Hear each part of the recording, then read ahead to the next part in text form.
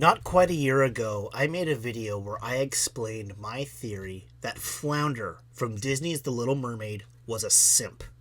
With this video, I will revamp that concept, but with something a little more classic. Greetings everyone, this is A Shot of Whiskey, and thanks to the SJW progressive drama from the little person who played a royal pimp in a show about lousy furniture, I've decided to focus on Snow White and the Seven Dwarfs. In the event that someone watching this video has never seen the first full-length Disney animated film, here's a quick summary. Queen gets mad that a talking mirror thinks her stepdaughter is hotter than she is. Queen has her huntsman take Snow White to get murdered, but he can't do it. Snow White runs and has animals guide her to a bachelor pad, which she and the animals clean up. Seven dwarves come home and decide to let the intruder stay because they like pie. It doesn't matter what type of pie you have. The mirror tattletales and the queen decides to become an old hag and put Snow White to sleep, literally. Why not just use an actual poison? Queen succeeds. The dwarves chase her up a hill. God smites Queen. The dwarves place Snow White in a glass casket. The unnamed prince engages in necrophilia.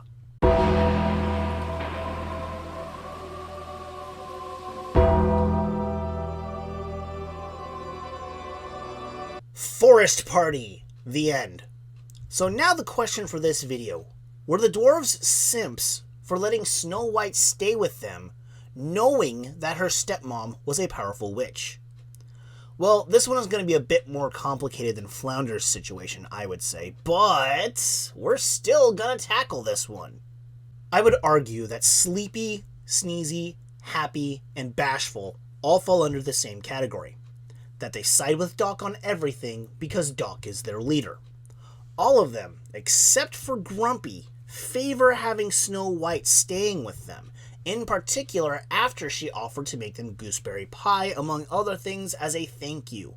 When they first see her sleeping in their beds, they all, except for Grumpy, say that they think she's pretty. One of them, Bashful, even compares her to an angel. Personally, I'm not that impressed, but whatever. Now, if Snow White were just a commoner, I would say that all of them are simps, with Grumpy being debatable. Because she is pretty and offers to cook and clean, etc. for them. However, she is the princess. The princess. This is of course brought up during their initial conversation.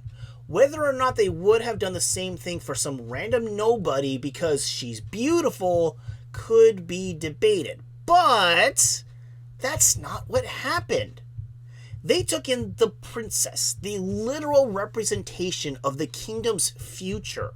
For that reason alone, I think their decision to protect her was not a simp move.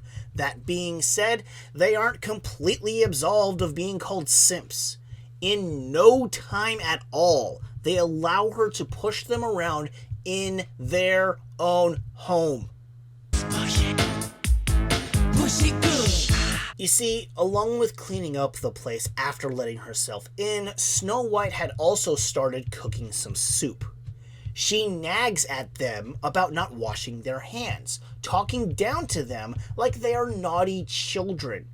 This leads to a musical number, sort of, that's all about washing your hands, which includes the guys teaming up against Grumpy and giving him a full-fledged bath and finishing it off with putting ribbons in his hair. Why? To please her. Please her? Yes! Then you got to try a little tenderness. I would say that this proves that there is a degree of simpish nature among the other six, including Dopey, even though he spent most of that time hiccuping after goofily eating a bar of soap. Oh, and then there's the sleeping arrangements. Doc, Sleepy, Sneezy, Happy, and Bashful all tell Snow White that she can sleep in their beds and the guys will make do downstairs. Don't worry about us, we'll be comfortable. As that's going on, Dopey sneaks his way to the only pillow downstairs. As soon as Snow White closes the bedroom door, the dwarves turn on each other, fighting over the one pillow. She may have been larger than them, but she wouldn't have taken up all 7 beds, and wouldn't have used every single pillow up there. It wouldn't have killed them to take at least some of them, but of course they didn't think of that because they were simping for her. It got to a point where one of them, Sneezy, had no problem feeling up Dopey's ass and using his glutes as a pillow. How freaking sad. You're pathetic. But let's now focus exclusively on Dopey. He is, hands down, the biggest simp of the bunch.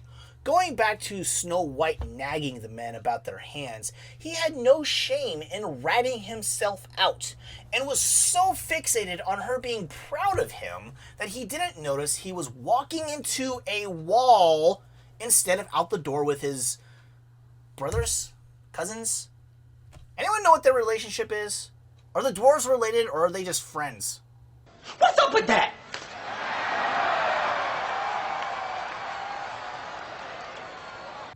Whatever. Now there's also the scene that takes place the following morning. The guys, despite agreeing to protect her, are all going off to work. Apparently, the idea of having at least one of them stay behind never came up. Although they might have had that conversation, but the audience didn't see it. Anyway, they all are reminding her to be careful. Don't talk to strangers. If anything happens, blah, blah, blah. Build back better, blah blah blah. And she gives them a kiss on the top of their heads. Of course, they like this, but Dopey really likes this, to the point to where he leaps through a window and comes out the front door again in the hopes that she'll kiss him on the lips. Again! Animated proof that simps are dopes. Now, what about Grumpy? Clearly, at first, he is the furthest thing from a simp, especially compared to his fellow dwarves. He didn't want her to be there. He literally yelled at Doc that he should tell her to get out. He also didn't think it would have been worth the risk.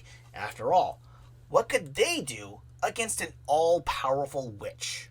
Seeing that he was clearly outnumbered by his gooseberry-loving roommates, he doesn't spend any more time debating Snow White's presence, but he doesn't exactly go along with the ride either. Remember the hand-washing song?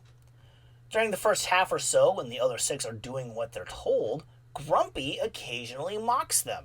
In fact, it was when he called them water lilies that Doc finally took notice and, at the challenge of Grumpy, rallied the others into forcing Grumpy to comply. As the night winds down, they have a party, which Grumpy actually takes part in. While Happy and Bashful sing about silly songs, Grumpy plays the pipe organ. Then we see what might be the most iconic song from the movie. Someday my prince will come. Side note, on 2 separate occasions, I got a fortune cookie that told me someday my prince would come. Hasn't happened yet, thank God. As Snow White is singing, Grumpy is in a corner, arms folded and trying to ignore the mush. After the late evening pillow bout, he decides to use the cauldron as his bed, grumbling, women. In many ways, Grumpy is kinda like some of us in the manosphere. He doesn't bow down to the whims of a woman.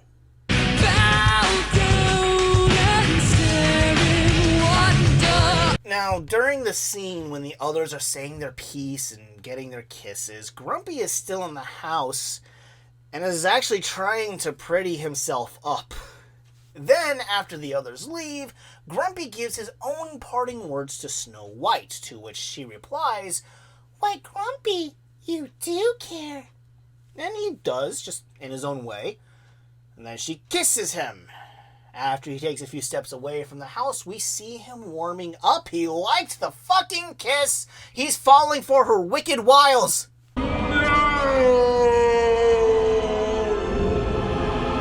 Well, that's okay, but shortly afterwards, Snow White is found by the old hag, the queen, so her animal friends rush to get the dwarves.